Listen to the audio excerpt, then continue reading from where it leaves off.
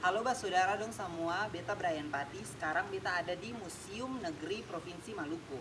Namanya Museum Siwalima, seperti yang di atas sana ya teman-teman.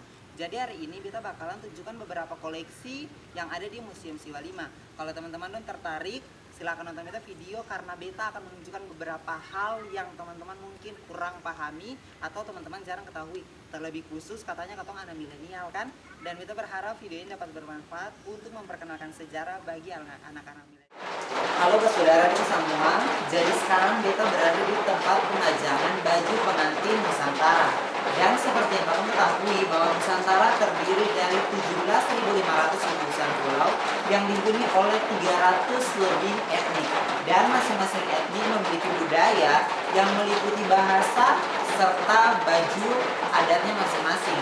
Dan yang saya ingin tunjukkan kepada teman-teman semua di sini bahwa ini adalah contoh gaun pengantin Nusantara khususnya di daerah Maluku.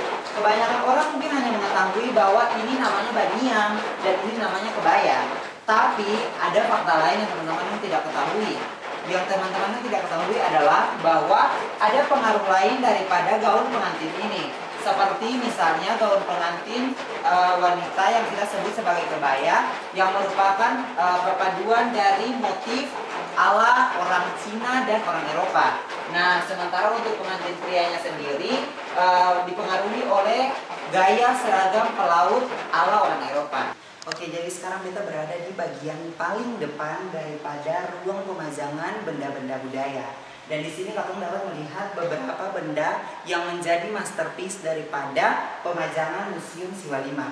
Di sini yang pertama ada tombak sasi. Tombak sasi ini perlambang dari dibukanya sebuah acara. Salah satunya untuk Museum Siwalima sendiri biasanya dibuka untuk pengunjung secara resmi dan sesuai dengan adati. Makanya mereka menggunakan tombak sebagai perlambang untuk dibukanya sebuah kegiatan perkunjungan. Nah, yang berikut adalah tempat siri bersejarah. Tempat siri bersejarah ini memakan peran pada saat pemindahan lokasi Museum Siwalima dari tempat semulanya di Karangpanjang dan kemudian dipindahkan ke Taman Makmur di tempat sekarang ini. Dan yang berikutnya ada juga patung kesuburan.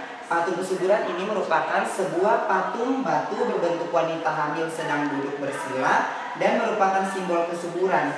Koleksi-koleksi ini disebut sebagai masterpiece bagi Museum Siwalima Provinsi Maluku. Satu pajangan replika kain yang diambil khusus dari orang Seram. Sepengetahuan teman-teman semua bahwa orang Seram dan orang Tanimbar memiliki kebudayaan yang sama yaitu menenun. Cuman sejarah mengungkapkan bahwa orang Tanimbar lebih mahir dalam mengelola tenunan dari kapas. Nah, untuk itu orang-orang di Seram menggunakan kebanyakan kulit-kulit kain yang dinamakan kulit kain cidaku. Nah, kulit kain cidaku ini kemudian ditumbuk sehingga yang tersisa hanya serat-seratnya menggunakan batu lia. Seperti teman-teman dapat melihat di sini ini bentuk batu lia dan perbedaannya antara kain cidaku yang diperoleh yaitu antara lain kain cidaku yang digunakan untuk pria seperti yang ada di bagian sini dan kain cidaku yang digunakan oleh wanita seperti saat ini. Tapi teman-teman di sini hanya kain-kain ini hanya digunakan untuk upacara-upacara adat saja. Kemudian di bagian sini adalah kita dapat melihat kain-kain tenun dari Tanimbar.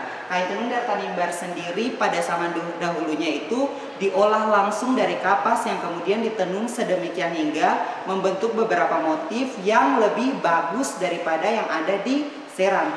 Sehingga dapat kita lihat di sini bahwa perbedaan-perbedaan motif juga ditampilkan teman-teman, seperti pada adat Tanimbar memiliki strata-strata tertentu sehingga penggunaan motif dalam kain tenun ini pun dapat berbeda-beda sesuai dengan strata atau tingkatan sosial masing-masing.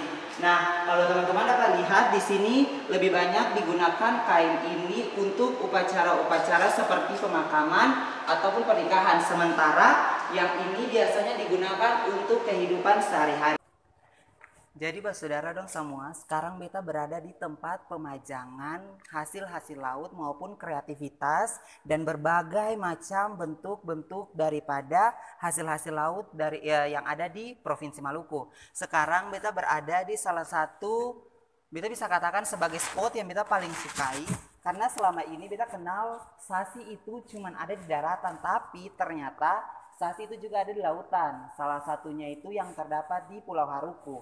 Nah, bagi teman-teman tuh semua, sasi ini biasa ditandai dengan adanya bentuk silang daripada cabang pohon kelapa. Itu ditanda, misalnya di sebuah pantai ada tanda itu, berarti pantai itu di sasi. Nah, tujuan daripada sasi itu sendiri teman-teman untuk meningkatkan produktivitas hasil alam yang ada di sebuah desa. Kemudian dia juga meningkatkan pendapatan masyarakat. Selain itu, dia juga berfungsi sebagai pengatur bagi masyarakat agar tidak mengadakan eksploitasi secara berlebihan kepada alam.